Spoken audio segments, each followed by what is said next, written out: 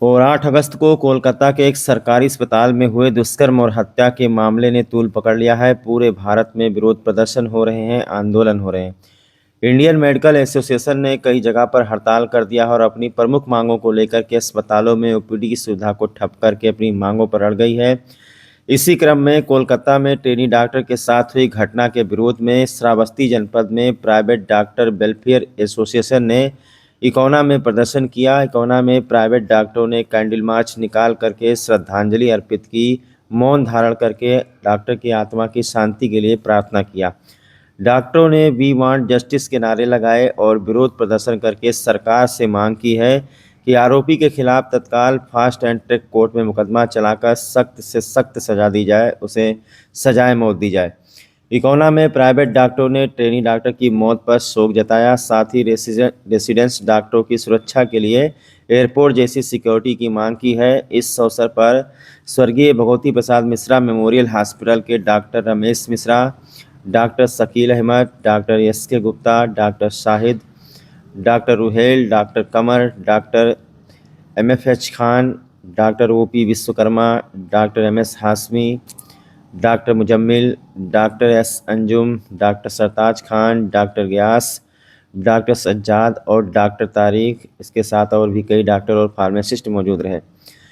डॉक्टरों का कहना है कि अब केस पूरी तरीके से क्लियर एंड कट हो गया है। आरोपी पकड़ा जा चुका है। आरोपी को पुलिस का संरक्षण प्राप्त था, इसीलिए इन तमाम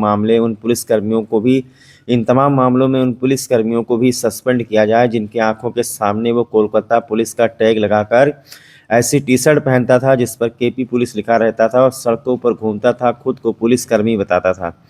साथ ही अस्पतालों में सेना के जवानों की तैनाती की जाए। डॉक्टरों का कहना है कि आरोपी के घर पर तत्काल बुलडोजर की भी कार्रवाई की जाए।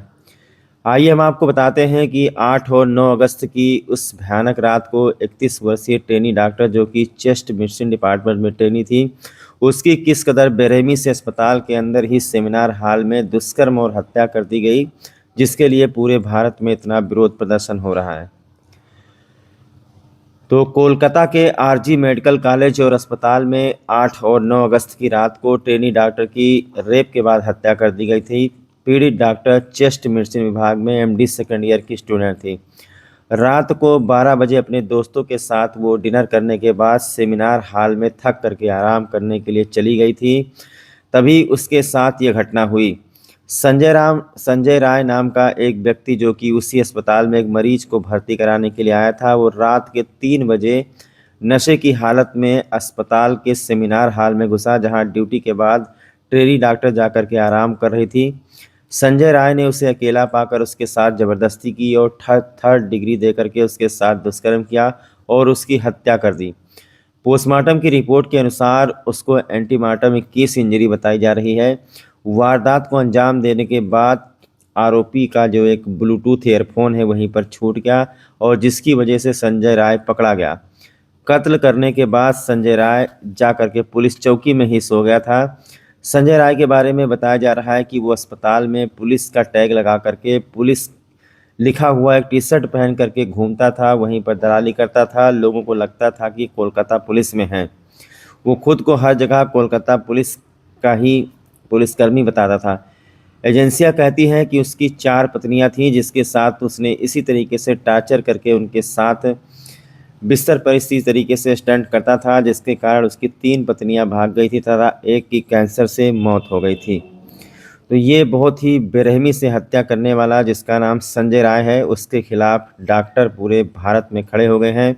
श्रावस्ती ज़िले में भी प्रदर्शन शुरू हो गया है। श्रावस्ती ज़िले में भगवती प्रसाद मिश्रा मेमोरियल सेवा अस्पताल के डॉक्टर रमेश मिश्रा की अगुवाई में यहाँ पर कैंडल मार्च निकाला गया। पोस्टर बैनर आप देख सकते हैं।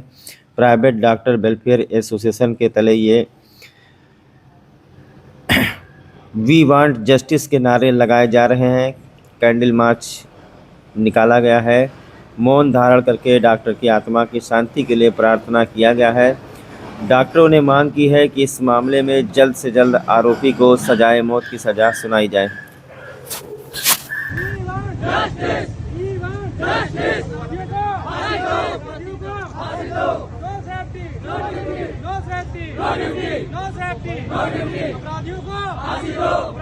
अपराधियों को We want justice.